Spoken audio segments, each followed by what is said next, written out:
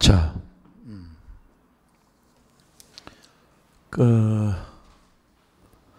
제가 학원을 옮기면서 오늘 이제 첫 수업이 됩니다. 본래는 제가 이 학원에서 출발해서 다시 이 학원으로 이제 돌아왔습니다. 돌아왔는데 갑자기 강의를 하게 돼서 선전이 안 돼 있어요. 그래서 저를 모르시는 분들이 많을 거고, 우선 제 소개를 간단하게 드리면은 저는 본명입니다. 김정겸이고요. 학교는 한국외국대학교하고 석박사는 동대 철학과에서 석박사를 했습니다. 철학을 했습니다. 그래서 현재 한국외국대학교 철학과 겸임교수로 있고, 건국대학교 저기 어린이대공원이 있는데 건국대학교 교육대학원에서 교육론을 강의하고 있습니다.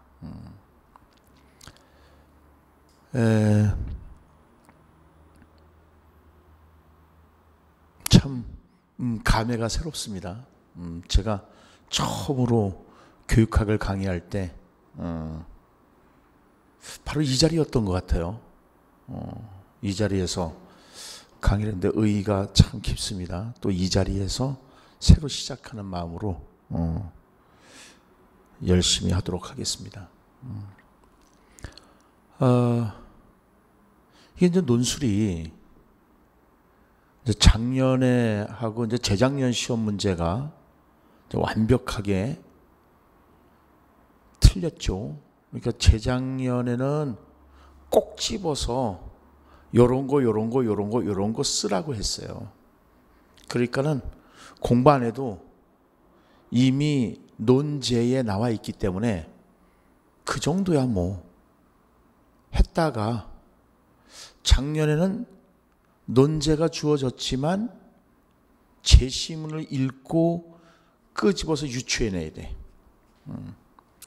그러다 보니까 문제가 상당히 어려웠더라. 그래서 과락이 상당히 많았다는 거죠.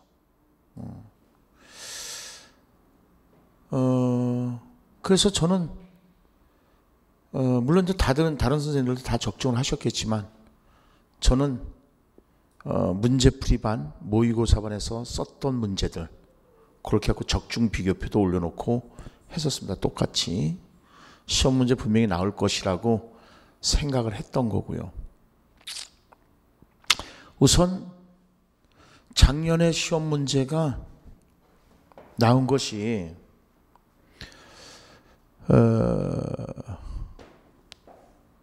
자유 교양교육이 시험 문제 나왔지 않습니까? 리버럴 에듀케이션인데,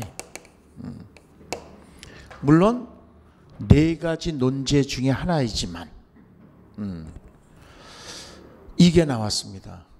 당연히 이거 나올 거라고 예상을 했고요. 그리고 시험 문제를 냈었는데 왜 나올 거라고 예상을 하냐면요. 그럼 올해 시험 문제 나올 건 뭘 거냐? 뭘 것 같습니까? 여러분들은 모르실 거예요. 이게 나올 거라고 예상이 충분히 됐던 이유는요, 21세기 지식 기반의 사회를 지탱하고 있는 커다란 두 기둥이 있다면요, 하나는 인성교육입니다. 인성교육.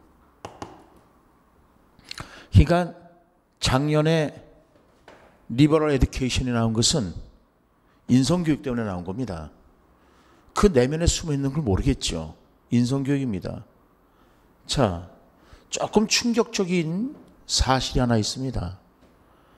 내년서부터 대구시 교육청, 내년 1월 달 면접시험입니다. 대구시 교육청에서 유아, 초등, 중등 교사 면접 시험에서 10점과 90점으로 배점을 나눠서 10점은 인문학에 관한 시험을 봅니다. 10점이면 굉장히 큰 점수입니다. 면접 시험에서. 근데 이 인문학 내용이 뭐냐면요. 논어, 명심보감, 그 다음에 루소 에밀. 여기에서 필요한 한 문장을 뽑아서 그걸 이해하고 그걸 이해했다면 학교 교육 현장에 어떻게 적용할 것인가. 이제 이거를 물어본다는 겁니다. 요 인문학은요, 인성교육과 관련됩니다. 합리적인, 이성적인 마음 개발이라고 여러분들 시험 문제 나왔었습니다. 합리적이고 이성적인 마음을 개발하는데 가장 좋은 것은 인문학입니다. 그렇기 때문에 항존주의도 대단히 중요하게 등장하는 것이고 실존주의도 대단히 중요하게 등장이 될 겁니다. 왜? 이미 자유교양교육은 시험에 나왔단 말이죠. 그래서 내재적 목적, 외재적 목적 따질 때 이게 내재적 목적이란 말이죠. 그런데 어쨌든 대구시 교육청에서는 교사들도 인성이 굉장히 중요하다고 생각을 했습니다. 그래서 거기는 인문학 소양에 관한 센터가 하나 마련이 되어 있습니다. 상당히 잘하는 겁니다. 물론 시험을 보는 사람들에게는 굉장히 부담이 되겠지만 교사라면 당연히 인성이 소양이 되어 인문학적 소양이 되어 있어서 인성이 훌륭하게 이루어진 사람이 교사가 되어야 되겠죠. 이게 대구시 교육청이 성공적이었을 때는 당연히 내년에 각 시도교육청, 경기도도 바꾸겠다라고 지금 얘기가 나오고 있는데 올해는 아닌 것 같습니다. 왜냐하면 이걸 시행하기 위해서 1년 전에 이미 예고가 돼야 되는데 이제 벌써 1월 달이 넘어섰기 때문에 예고해봤자 내년이 아니고 이제 후년에 이제 시험을 볼 수 있겠죠. 그래서 이게 성공적으로 갔을 때는 아마 대대적으로 전국적으로 면접에서 심층 면접으로 이게 들어가지 않을까 생각이 듭니다. 자, 그런 차원에서 다시 한번 말씀드리지만은 작년에 요 인성교육이 이제 시험에 나온 것이고 내재적 목적으로서 나온 것이고요. 이제 우리가 좀 더 생각해 볼 것이 있다면 조금 아까도 얘기했지만 항존주의에서도 그 다음에 실존주의에서 이 인성교육을 상당히 중요시할 것이다 이거예요. 중요시한다는 거죠. 그 다음에 이제 또 하나가 있다면은 21세기 지식 기반의 사회를 지탱하고 있는 것이 뭐냐? 인성교육과 창의력입니다.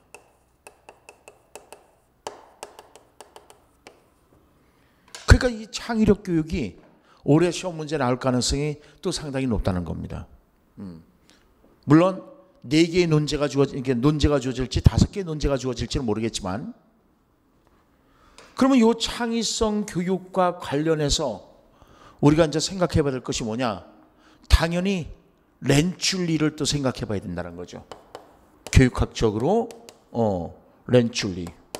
이따가 얘기하겠지만은 반드시 자기 주장점에 대해서 근거를 대야 돼요.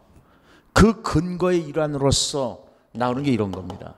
여러분들 요거 자유교양교육 나왔을 때 그 근거로서 여러분들 피터스를 자꾸 들었지 않았습니까?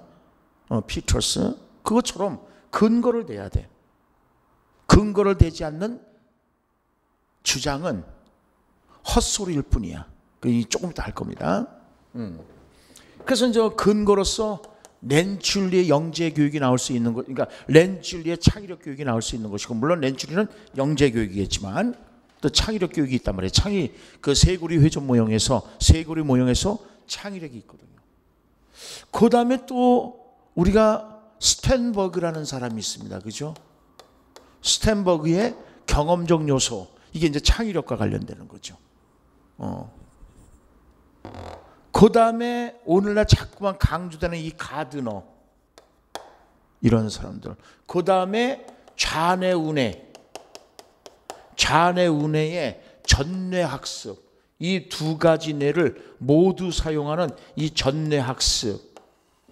이런 것들이 창의력 교육의 근거가 될 수가 있는 겁니다. 물론 이거 말고 길포드의 확산적 사고, 이것도 이제 창의력과 관련이 되겠죠.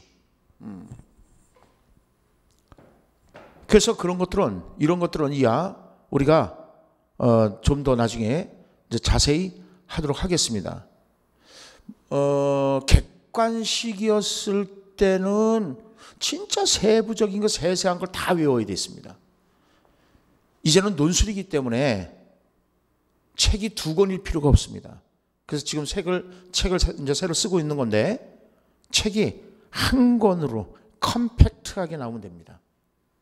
컴팩트하게. 그래서 저는 한 권으로 지금 쓰고 있습니다. 그래서 컴팩트, 이제 제목을 붙이면 아마 컴팩트를 이제 붙일 것 같은데, 컴팩트한 교육학이 이제 돼야 되겠다. 쓸데없는 것까지 다 필요 없습니다. 자, 그러면은 우리가 교육학 논술을 할 때니까는 교육학뿐만 아니라 어떤 논술이라도 논술을 할 때 요 팩트에서 임팩트로 가야 된다는 거예요. 팩트만 쓰면은 그거는 사실만 나열한 것이지 실제로 창의적이진 않다는 거예요. 창의적이진 않다. 예를 들어서 맹모 삼천지교를 보자는 거죠.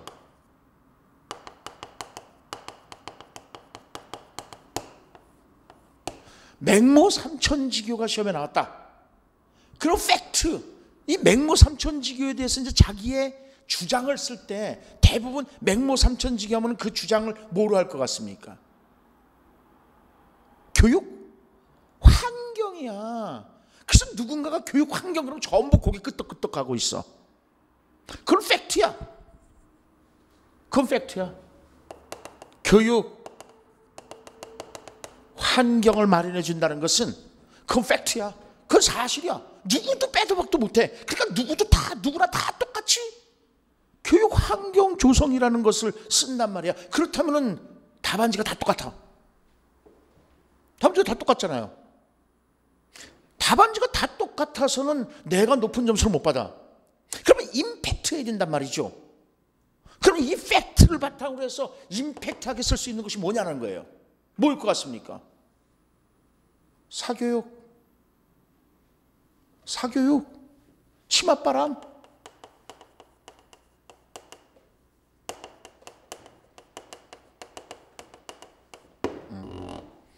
결국은 엄마가 강남으로 옮긴 거잖아요. 네. 시장에서 안 돼갖고 공동묘지로 갔다가 안 돼갖고 강남으로 옮긴 거잖아요. 학교 앞으로 옮긴 거잖아요. 치맛바람입니다. 사교육이죠. 그죠? 그러니까 그 옛날에는 이제 맹모 삼천지교는 진짜 그럴 수밖에 없고 이제 교육의 중요성을 얘기하는 거지만은 지금 뭐 공동묘지에서 살면 안 됩니까? 그죠? 장의사가 얼마나 돈을 많이 버는데, 그렇잖아요? 시장 바닥에서 살면 안 됩니까?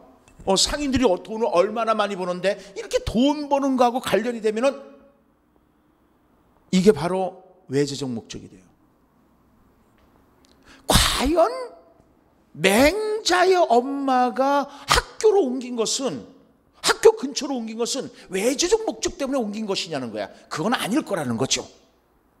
그래서 우리는 교육학을 하는 거기 때문에 결국 내재적 목적을 위해서도 옮겼을 것이다 라고 이제 생각해도 되는 거예요.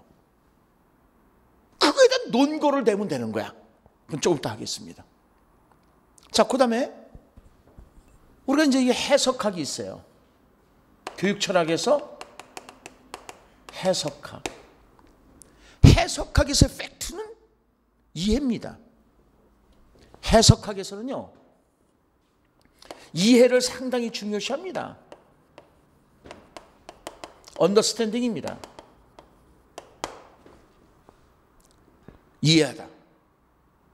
그러니까 김정겸을 제대로 이해하기 위해서는 김정겸에 대한 올바른 해석이 이루어져야 돼. 그런데 오해하는 사람들이 많지. 왜? 그냥 김정겸의 어느 한 모습만 보고 김정겸은 이럴 것이다라고 생각을 해. 그러니까 절대 커뮤니케이션이 안 돼. 이게 우리나라의 문제점이야. 그러니까 여러분들도 학교에 가서는 어떻게 해야 돼? 아이들에 대한 올바른 이해가 필요한 거야.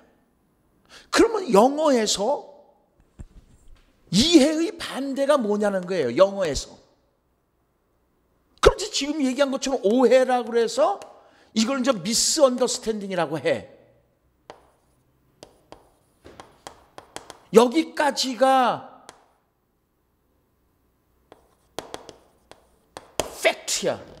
여기까지 쓰면은 글을 못 쓰는 거야. 창의적인 글이 안 돼. 절대 창의적인 글이 안 돼. 임팩트하게 나가야 된다는 거예요. 그러면 임팩트하게 나가기 위해서 뭐냐? 이해의 반대가 오버스탠딩이라는 거죠. 오버스탠딩이다. 물론 팩트하고는 안 되는 거예요. 이게 팩트가 아닙니다. 팩트는 언더스탠딩의 반대는 미스언더스탠딩이야. 오케이? 근데 우리는 임팩트하게 나가자는 거야. 즉, 이 임팩트는 창의력을 말하는 거예요. 딱 머리를 때리는 그 무엇이 있어야 된다는 거예요. 임팩트 해야지 팩트만으로는 머리를 못 때려. 그럼 머리를 때릴 수 있는 임팩트한 거, 충격적인 그 임팩트가 뭐냐? 오버스탠딩으로 가면 되는 거예요. 오버스탠딩이라는 건 뭐예요? 결국은 언더스탠딩은 밑에 쓴다는 얘기야. 오버스탠딩은 위에 쓴다는 얘기야. 그럼 위에 쓰면 어떻게 되겠어요? 명령, 지시, 감독, 통제를 하게 되는 거 아니냐 이거예요. 그러면 절대 아이들을 이해를 못하죠. 그러니까 교사들이 학교에 가서 학생보다도 오버스탠딩하고서 위에 서 있으면 안 되는 거죠. 그래서 요새 교단도 없앤다고요.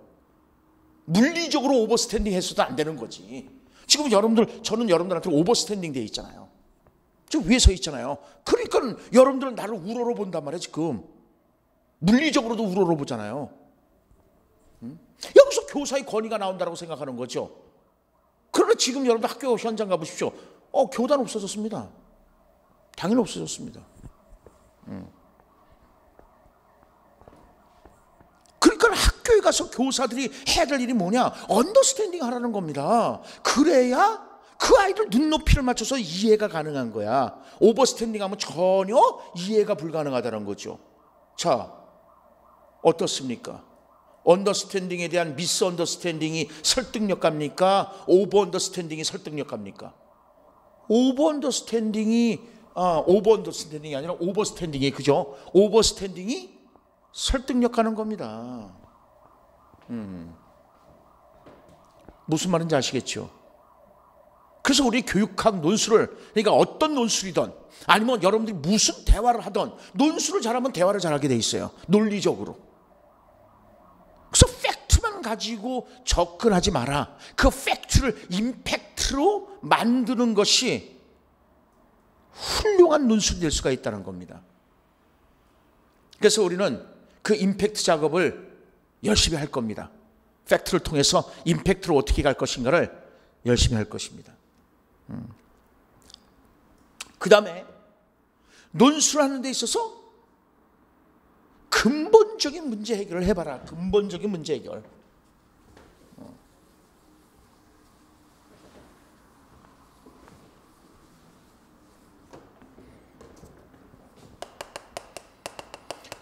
근본적인 문제가 뭐고 그 근본적인 문제가 무엇인가를 알았을 때 근본적인 해결이 나오게 되어 있어요. 우리가 논술을 할 때 문제점을 찾아내야 돼. 그리고 문제점만 찾아내서는 안 되는 거지. 그거에 대한 대안, 해결책이 반드시 있어야 되는 거거든. 그럼 예를 들어서 어떤 박물관 그 현관 입구가 대리석으로 되었는데 이 대리석이 부식되고 있더라 이거야. 그래서 왜 부식되고 있느냐? 이게 청소를 하는데 대리석이 부식되더라 이거야. 왜 그런가 보니까는 비둘기 똥? 그래도 괜찮겠죠? 비둘기 똥이 너무 많아서 이 청소를 할 때 당연히 화학 약품을 써서 청소를 할 수밖에 없더라 이거야. 자, 여기서 문제 해결 방법은 뭡니까? 문제 해결 방법 하면 딱 한다는 소리가 화학약품을 안 쓰면 되잖아요. 이렇게 나와요. 그러니까 맹모 삼천지교에서 자 여기서 말하는 팩트가 뭡니까? 그랬을 때 맹모 삼천지교 환경 조성해줘요. 그 똑같은 답이야. 청소 안 하면 아니 물 청소 아니 화학약품을 사용하지 않은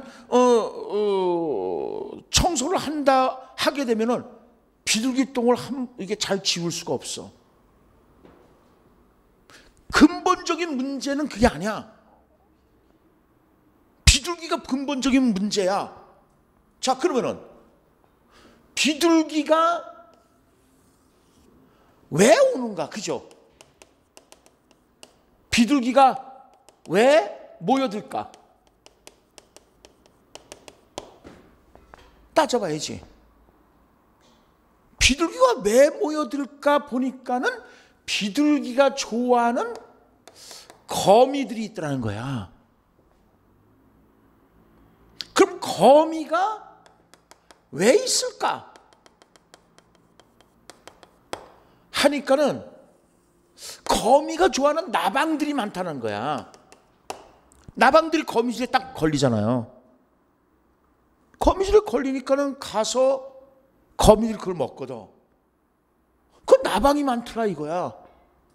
그러면 나방이 왜 많을까? 하다 보니까 불빛 때문에 그런 거야. 불빛. 그러니까는 쭉 파고들었을 때 가장 베이직한 게 이거야. 근본적인 것이 이거야. 그러니까 논술을 할 때 그냥 청소하지 마세요. 다른 그냥 물로 하세요. 이게 근본적인 문제 해결책이 아니라는 거지. 어? 그럼 대리석이 부식이 안 되더라도 물도 많이 들어갈 거고 인력도 많이 들어갈 거고 그럴 거 아니에요. 그건 근본적인 문제 해결이 아니죠. 그러니까 또 한다는 소리가 뭐라냐면 그럼 대리석을 다른 거로 바꾸면 되죠. 그러면 박물관을 그냥 부셔버리지 뭐. 그게 그 근본적인 문제 해결인가? 결국 근본적인 문제 해결은 불빛에 있더라 이거야. 그러니까는 현관의 조명등을 좀 늦게 켜는 거야. 그래서 이 문제를 해결했다 뭐 이런 것이 나올 수가 있는 거란 말이에요. 그래서 우리가 논술을 할 때 가장 근본적인 문제 해결은 무엇인가? 그 근본적인 문제 해결을 찾아야 된다는 거예요. 자, 그래서 이제 여러분들한테로 두 가지를 이제 얘기했습니다. 하나는 팩트에서 임팩트로 가자. 또 하나는 근본적인 문제 해결을 하자. 이제 마지막으로 하나 더 이제 부탁을 드린다면 통합적인 논술이 하다는 거야. 이게 통합적인 논술이 된다. 그래서 이따가도 이제 하겠지만은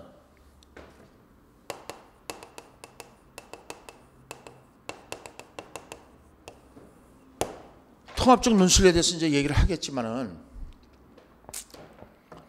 이게 논리적 연결이 필요한, 그러니까 문단 네 가지 논제가 주어졌을 때 그 네 가지 논제가 전부 논리적 연결이 필요한 것이냐 아니면 논리적 연결이 필요 없느냐 이걸 이제 따져봐야 돼. 논리적 연결이 필요하다면은 같은 주제를 가지고 하나의 주제를 가지고 계속 그 논리적 연결로 해서 문제를 풀어나가야 되지만 별개의 문제일 때는 따로따로 문제 풀어도 돼. 그러면 논리적 연결 문제를 풀어야 될 때 근거를 대는 거에 있으니까 통합적인 논술이 필요하다는 거예요. 통합 논술이.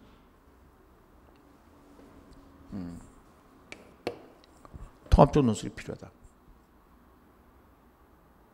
예를 들어서 우리가 내재적 목적을 얘기를 합시다.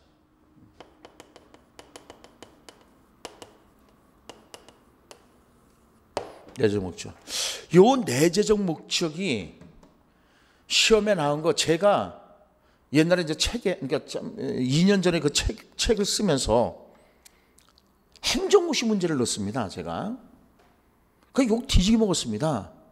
아니 무슨 교육학 논술에 5급 행정고시 교육학 논술 문제를 넣느냐고요. 그런데 이번에 나온 거잖아요. 2013년도에 이미 행정고시 문제에서 내재적 목적이 시험에 나왔어요. 이게 3년 후에 2013년이니까 2년 후에 여러분들한테 시험에 나온 거라고요. 그러니까 성경지명이 있는 사람은 욕을 먹어. 성경지명이 있는 사람은, 왜냐면 사람들은 여우잖아요. 합리화하기를 좋아해. 그러니까 자기가 공부하기 벅차면은 에이 이런 게 시험에 나와? 안 나와? 하고 매도해버려. 그래서 누구나 다 여우가 되더라 이거죠. 그러나 저는 분명히 말씀드리지만은 저는 철학을 전공했습니다. 그래서 교육학하고의 연계성을 철저하게 논리적으로 전개할 수 있는 사람이 유일한 사람입니다. 물론 다른 선생님들도 하시겠지만은. 그리고 저는 그거에 대한 근거로서 외대 철학과 겸임교수고 건국대 교육대학원 교육론을 강의를 하고 있단 말이에요. 이번에도 이제 교육론 강의를 하지만 외대에서는 금요일 날, 건대는 이제 목요일 날 이렇게 이제 수업을 합니다. 그러니까 철저히 증거를 대는 게 굉장히 중요해요. 증거. 그래서 어쨌든 저는 올해도 자신이 있다는 거죠. 작년에도 또 이렇게 딱 4가지 논제 그대로 적중을 시켰지만은 그걸 선전해봤자 이게 또 안 먹히는 거야. 그래서 올해는 이제 잘 될 거라고 이제 생각을 하고, 자 봅시다. 내재적 목적. 내재적 목적 하게 되면은 딱 튀어나오는 것이 근거로서 피터스가 당연히 나와야 돼. 피터스가. 두 번째로 나오는 게 이제 성리학이 나와야 돼. 성리학에서 위기지학이야. 위기지학. 자, 여보세요. 우리 선생님들이 진짜 논리적이지 않은 말을 많이 해. 어떤 논리적이지 않은 말을 많이 하냐면은 한국 교육사가 논술로 시험에 나올까요? 그래. 그래서 왜? 그러니까 논술로 시험에 나올까요? 수사학적 질문이니까 그 뒤에는 논술로 안 나온다는 거야. 그래서 논술로 왜 안 나오냐고 물어보니까는요, 한국사 시험을 보지 않냐는 거예요. 한국사 시험을 본다는 거야. 한국사 시험을 보기 때문에 한국 교육사는 시험에 안 나온다는 거예요. 이게 논리적으로 모순이죠. 왜 논리적으로 모순이냐면요, 한국사에서 한국 교육사가 차지하는 것은 요만큼이야. 그래서 한국사에서 시험을 내더라도 교육사가 빠져서 시험에 나올 경우도 많아. 그리고 요만큼 나온다 해서 이게 한국 교육사 전체를 얘기하는 게 아니잖아. 그러니까 논리적으로 앞뒤가 안 맞는 얘기를 하는 거야. 응? 이 하위 목록은요, 이 상위 목록을 다 다루어야만 그게 논리적인 거야. 그건 이제 종적인 위계성이라고 하면서 이제 얘기를 할 텐데, 예를 들어서 또 하나가 이제 뭐가 있었냐면요, 제가 이제 유아교육을 좀 공부를 해보고 싶어서 방통대에 유아교육과 편입 이번에 넣어봤어요. 떨어졌습니다. 근데 제가 4년 평균 학점이 4.0인데 떨어졌어. 그래서 전화를 해봤습니다. 전화를 해서 제가 4.0인데 떨어졌다. 얼마야 붙냐? 그러니까 4.3 이상이 돼야 붙는데요. 그래서 대단하네요. 근데 참 이거 억울하다. 왜냐면 우리가 다닐 때 나는 4.0이 수석 졸업한 학점이거든요. 이거 신의 점수였단 말이야. 근데 지금 학점 인플레이션이, 저도 대학교 가서 강의하지만은 이 친구들한테는 학점을 절대평가, 이게 외대가 이게 작년에 이게 큰 문제가 생겼단 말이에요. 그래서 절대평가에다가 이번에 이제 다 상대평가로 바뀌었어요. 그래서 이제 저도 이제 아주 골치 아프죠. 이 아이들은 이제 상대평가를 해야 되는 거니까는. 절대평가할 때는 뭐 A 플러스 A제로 다 줄 수가 있는 거니까. 그러다 보니까 애들 학점이 굉장히 후하단 말이야. 그래서 참 이건 잘못된 거 아니냐니까. 자기네들 잘못된 걸 인정을 한대. 그래서 나 참 떨어진 게 억울하다 그러니까 딱 한다는 소리가 뭐냐면은, 여기 뭐 대학 이걸 넣어도 되는지 모르겠지만 알파 대학생도 떨어집니다라고 얘기를 해. 이게 논리적인 모순이 있는 거죠. 그래서 제가 지금 뭐라고 말씀하셨어요? 그러니까는 알파 대학 사람도 떨어진대요. 그럼 알파 대학, 이거 학점으로 뽑는 거죠. 그러니까 그렇대요. 그럼 알파 대학 학생이 2.9인데도 3점인데도 알파 대학 학생이면 붙이나요? 그건 아니죠. 알파 대학생도 4.0이면 떨어지는 거죠. 네. 근데 알파 대학 학생도 떨어집니다라고 얘기한 의도는 뭔가요? 저는 그냥 다만 명문대. 아니, 그러면 저는 명문대가 아닌가요? 저 말씀을 잘못하셨습니다. 논리적으로 앞뒤가 안 맞는 글이죠. 지금 우리는 학점을 가지고 얘기하는 거지 명문대 간판 가지고 얘기하는 게 아니잖아. 그러니까 논점에서 어긋난 거야. 그 여자는 그래서 논술을 못하는 거야. 그래서 남하고, 우리 같은 사람하고 대화를 하다가 걸리면은, 물론 그냥 만약에 연인 관계라면 그런 거 씩 넘어갈 수 있지. 근데 그건 지금 그 관계가 아니잖아. 굉장히 예민한 관계잖아. 학점과 명문대하고 뭔 상관이 있냐고. 학점으로 뽑는데 논점이 벗어난 거잖아. 논점은 학점인데 그 여자의 논점은 뭐가 된 거야? 학교를 논점으로 잡은 거잖아요. 그러니까 논점에서 벗어난 거야. 그걸 이제 주의해야 되는 거야, 여러분들, 우리 글을 쓸 때. 그러니까 이런 예들을 여러분들이 좀 잘 알아두시면은 글을 쓰는 데 있어서 혹시 내가 논점에서 벗어난 게 아닌가? 예를 들어서 우리 친구들하고 막 대화할 때, 야, 파티하자. 이게 논점이야. 그래서 논점인데 파티하는데 술을 뭐를 먹을 건가? 하게 논점인데 어느 종류의 술을 먹을 것인가가 논점인데, 논점 위에 얘기를 하는 친구들이 있어. 야, 바다로 가자. 안주를 얘기하는 친구가 있어. 술의 종류를 얘기하는데 안주를 얘기를 해. 그러면 술의 종류가 논점이었는데 안주를 얘기하는 친구는 논점 외에 얘기를 하는 거죠. 그러니까 주제 파악 못 하는 거야. 그러니까 아까 그 여자분도 주제 파악을 못 한 겁니다. 그래서 어쨌든 한국 교육사가 시험에 안 나올 거라고 생각하지 말라는 거예요. 한국 교육사에서 여러분들 성리학은 위기지학을 목표로 합니다. 위기지학은 자기 자신을 위해서 공부하는 게 위기지학입니다. 그러니까 여러분들 어디를 보시냐면 우선 16페이지 보세요.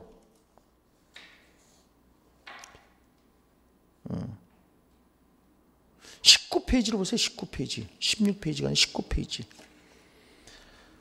19페이지 맨 밑에 2번. 2012년도로군요. 2013년도가 아니라.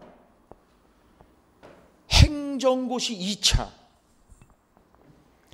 교육 목적은 일반적으로 내재적 목적과 외재적 목적으로 구분된다. 내재적 목적은 교육활동 안에서 교육의 본래의 의미, 고유한 가치 이상을 추구하는 반면에 후자는 교육을 수단으로 삼아서 교육활동 밖에 있는 어떤 가치들을 실현하는 것이다. 오늘날 우리나라 학교 교육이 상급학교 진학이나 좋은 직장과 사회적 출세를 위한 수단으로 지나치게 강조되고 있는 현실에서 왜 내재적 목적이 우선적으로 실현돼야 하는지 그 이유를 설명하시오 하고 이게 15점짜리로 나왔다고요. 이게 2012년도에 이미 이제 내재적 목적이 나온 거야.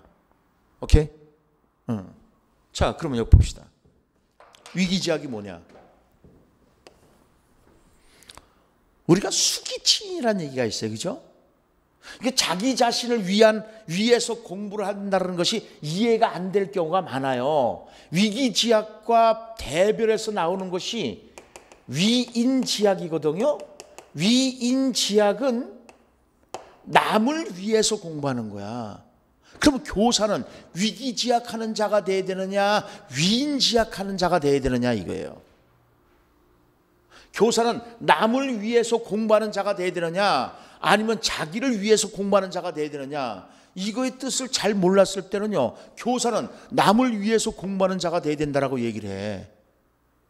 우리가 남을 가르치니까 아니야, 교사 위기지약하는 자여야 돼요.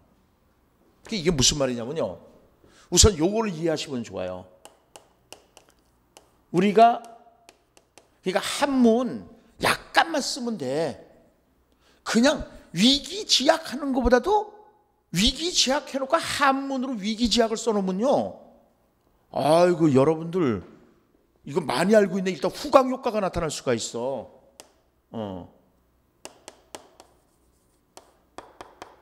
위자 이게 정자로 쓰면 이거예요. 약자로 쓴 거고. 그래서 우선 수기치인이라는 게 있습니다. 수기치인. 그럼 수기치인은 뭐냐면 자기 자신을 닦아라 이거야. 이게 닦을 숫자야. 자기 자신을 닦은 자가 남을 다스릴 수 있다 이거야. 다시 말해서 자기 자신 스스로가 도덕 겸비하고 내면의 완성을 위해서 공부한 자가 남을 다스릴 수 있다는 거야. 그러니까 우리가 국회의원들을 갖다가 미워하는 이유는 그네들이 수기가 안 됐어. 수기가 안 됐는데 우리를 지금 가르치려고 하고 있거든. 이거 문제가 되는 거죠. 상당히 커다란 문제가 되는 겁니다. 그러니까 우리가 정치인들을 미워하는 겁니다. 자, 교사들이 수기가 안 됐을 때 과연 학생을 가르칠 수 있겠느냐는 거죠. 교사가 수기가 됐을 때 학생들이 교사를 존중하는 거야. 이게 잠재적 교육과정이야. 여러분들 작년, 재작년에 시험에 나왔던 것처럼 잠재적 교육과정. 교사의 인격적 가발을 받는 것이 잠재적 교육과정이야. 그러니까 수기된 자가 치인할 수가 있다는 거야. 대학에서 8조목인데 대학의 8조목 중에서 4조목이 뭐가 있냐면요, 수신,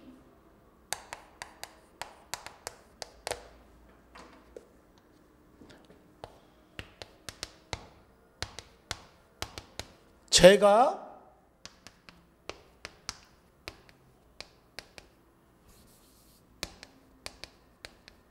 치구, 평천하가 있습니다.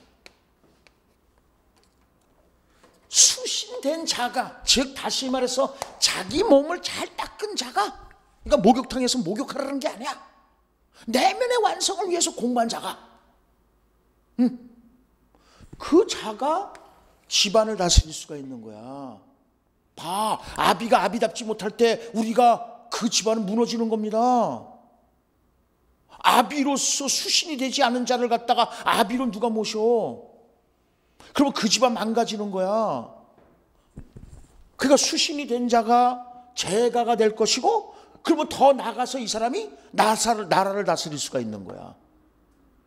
그 더 나가선 세상을 다스릴 수 있다라고, 천하를 평정할 수 있다라고 보는 거예요. 그러니까 위기지약인지 뭔지 알겠죠? 그 자기 내면의 완성을 위해서, 인격 완성을 위해서 공부를 하라 이거야. 그러니까 이 위기지약은 자아실현, 인격 완성이 이제 대표적인 예가 되는 거야. 오케이? 그러니까 내재적 목적과 딱 맞아 떨어지는 거야.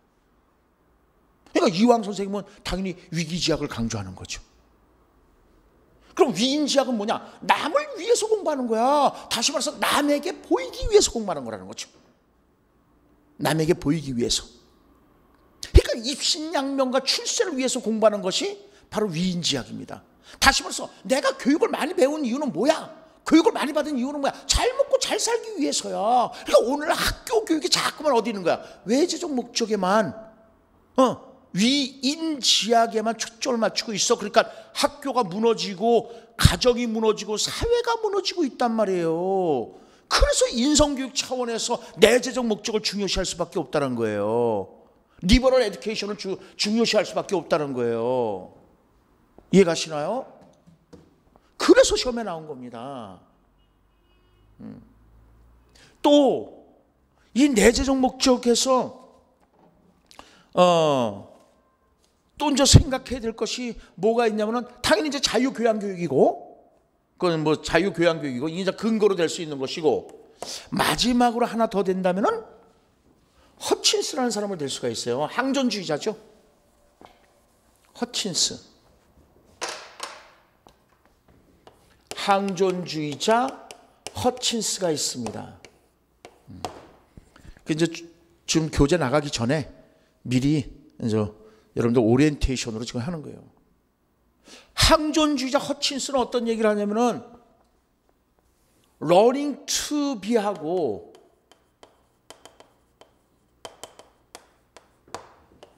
learning to have에 대해서 얘기를 합니다. 그래서 이건 존재하기 위한 학습이라고 하는 것이고, 여기는 소유하기 위한 학습이라고 해서 이걸 교육 투자론으로 봐. 요 learning to be가 돼야 된다고 봐요, 허친스는. 그러니까 learning to have에 대해서는 반대를 해. 존재하기 위한 학습이다 이거야. 인간 대무의 학습이야. 우리는 인간임에서 인간 대무로 가야 되거든. 우리 인간이잖아. 그럼 누구나 다 인간이잖아. 근데 인간 됨이 됐냐는 거지. 우리가 난 사람, 세상에 나왔으니까 난 사람, 머리 쓰고 공부했으니까 든 사람. 근데 된 사람이 돼야 된다는 거지. 난 사람, 든 사람에서 벗어나서 된 사람이 돼야 된다. 그게 바로 인성교육이거든. 그러니까 내재적 목적을 강조하고 리버럴 에듀케이션을 강조하는 이유가, 자유교양교육을 강조하는 이유가 여기 있다는 거예요. 그래서 허친스는 이거를 위기지학으로 보는 거고, 요게 위인지학으로 보는 거야. 다시 말해서 내가 잘 먹고 잘 살기 위해서 교육에 투자해야 된다는 거예요. 그러니까는 다시 한번 보세요. 19페이지요. 그 2012년 행시 2차 문제, 여러분들 그 기출문제는 이제 나중에 풀어보겠지만은, 교육 목적은 일반적으로 내재적 목적과 외재적 목적으로 구분되는데, 내재적 목적은 교육활동 안에서 교육 본래의 의미, 고유한 가치, 이상을 추구한다라고 나와서 현실과 반대가 이상이야. 현실을 추구하는 것은 외재적 목적이야. 왜? 교육을 수단으로 해서 잘 먹고 잘 살려고 하는 거니까. 그죠? 후자는 교육을 수단으로 삼아서 교육활동 바깥의 어떤 가치를 실현하는 것이다. 오늘날 우리는 학교 교육이 상급 학교 진학이나 좋은 직장과 사회적 출세를 위한 수단으로 지나치게 강조하고 있는 현실에서, 그죠? 이상이 아니야, 현실이야. 이게 외재적 목적이야. 우리 너무 여기 강조를 하고 있어. 그러니까 지 잘난 것만 생각하지. 남에 대한 배려가 없지. 그러니까 2009 개정교육과정에서 뭐예요? 배려 교육이 나오는 거야. 남에 대한 배려, 인성교육 차원에서 배려 교육이 나오는 겁니다. 그러니까 교육과정 개정이 된 이유도 인성교육을 강조하기 위해서 개정된 일부분이 있는 겁니다. 예, 그러면 10분만 쉬었다가 원고를 나가도록 하겠습니다.